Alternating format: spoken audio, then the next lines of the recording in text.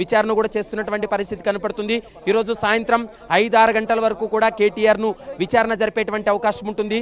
కానీ ఈరోజు అరెస్ట్ చేస్తారనేటువంటి పెద్ద ఎత్తున చర్చ జరిగినటువంటి నేపథ్యంలో మరి ఏసీబీ ఎలాంటి స్టెప్ తీసుకోబోతుంది? ఒక్కరోజు మాత్రమే విచారణ జరిపి అరెస్ట్ చేయబోతుందా, లేకుంటే 2-3 సార్లు నోటీసులు జారీ చేసి విచారణ జరిపిన తర్వాత చర్యలకు పూనుకుంటుందా అనేది మాత్రం చూడాలి. మనకున్నటువంటి సమాచారం ఇప్పటి వరకు ప్రాథమిక విచారణలో ఆధారాలన్నీ కూడా ఇప్పటికే ఏసీబీ అధికారులు సేకరించారు.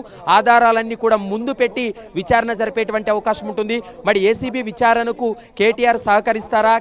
ఏసీబీ అడిగేటువంటి ప్రశ్నలన్నిటికీ కూడా కేటీఆర్ సరైనటువంటి సమాధానాలు చెప్పబోతున్నాడా లేదా అనేది మాత్రం ఇన్వెస్టిగేషన్ తర్వాత, విచారణ తర్వాత ఒక క్లారిటీ వచ్చేటువంటి అవకాశం అయితే కనపడుతుంది. విజయ్ చంద్రిక, అంటే ప్రవీణ్, ఇప్పుడు నిన్న అరవింద్ కుమార్ ఇచ్చిన స్టేట్మెంట్ ఆధారంగా కూడా కేటీఆర్ ని ప్రశ్నించచ్చా? అంటే ఆ చెప్పిన సమాధానాలు, ఆ ప్రశ్నావళిని కూడా రిపీట్ చేయొచ్చా?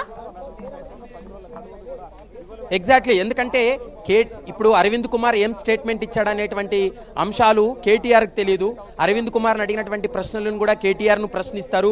అరవింద్ కుమార్ చెప్పినటువంటి సమాధానం, కేటీఆర్ చెప్పినటువంటి సమాధానం రెండూ కూడా కరెక్ట్గా ఉన్నా లేకోకుంటే ఆన్ డాక్యుమెంట్ కరెక్ట్గా ఉన్నట్లయితే దానిపైన సంతృప్తి చెందినట్లే. కానీ ఒక్కొక్కరు ఒక్కొక్క సమాధానం చెప్పినా ఆన్ రికార్డులో వేరేలా ఉన్నప్పటికీ కూడా ఖచ్చితంగా దానిని పదే పదే ప్రశ్నించేటువంటి అవకాశాలు అయితే కనపడుతున్నాయి. దాదాపు నిన్న అరవింద్ కుమార్ 20-25 ప్రశ్నలు అతని పైన ఉత్పన్నమయ్యాయి. అతన్ని క్వశ్చన్ చేయడం జరిగింది.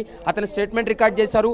ఈరోజు కేటీఆర్ పైన కూడా దాదాపు 30 ప్రశ్నలు అయితే మాత్రం కేటీఆర్ పైన సంధించేటువంటి అవకాశం ఉంటుంది. కేటీఆర్ వాటికి ఎలాంటి సమాధానాలు చెప్పబోతున్నాడు అనేది మాత్రం చూడాల్సినటువంటి అవసరం ఉంటుంది. ఎందుకంటే కేటీఆర్ చెప్పేటువంటి ప్రతి అంశము కూడా స్టేట్మెంట్ రూపంలో ఉండబోతుంది. కాబట్టి ఈ కేసులో ప్రధాన నిందితుడిగా ఉన్నాడు, A1 నిందితుడిగా ఉన్నాడు.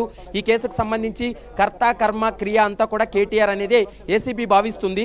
అలాంటి కేటీఆర్ ఈరోజు విచారణకు వచ్చాడు కాబట్టి అతను చెప్పేటువంటి సమాధానాలు, అతను ఇచ్చేటువంటి స్టేట్మెంట్ తర్వాత ఈ కేసులో కీలక పరిణామాలు చోటు చేసుకునేటువంటి అవకాశాలు కూడా కనపడుతున్నాయి. కాబట్టి ప్రస్తుతం ఏసీబీ అయితే మాత్రం కొంత గ్రౌండ్ వర్క్ కూడా చేసింది.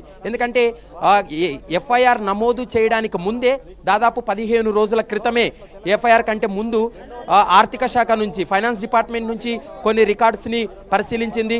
మరోవైపు హెచ్ఎండిఏ నుంచి కూడా కొన్ని రికార్డ్స్ని తెప్పించుకొని పూర్తి స్థాయిలో వెరిఫై చేసింది.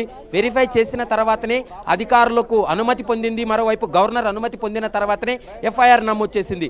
ఎప్పుడైతే ఏసీబీ అధికారులు ఎఫ్ఐఆర్ నమోదు చేశారో వెంటనే ఈడీ కూడా రంగంలోకి దిగింది. ఒకవైపు ఈడీ కూడా విచారణ కొనసాగిస్తుంది. ఇటు ఏసీబీ అధికారులు, మరోవైపు ఈడీ రెండు కూడా ప్యారలల్గా ఇన్వెస్టిగేషన్ కొనసాగుతుంది.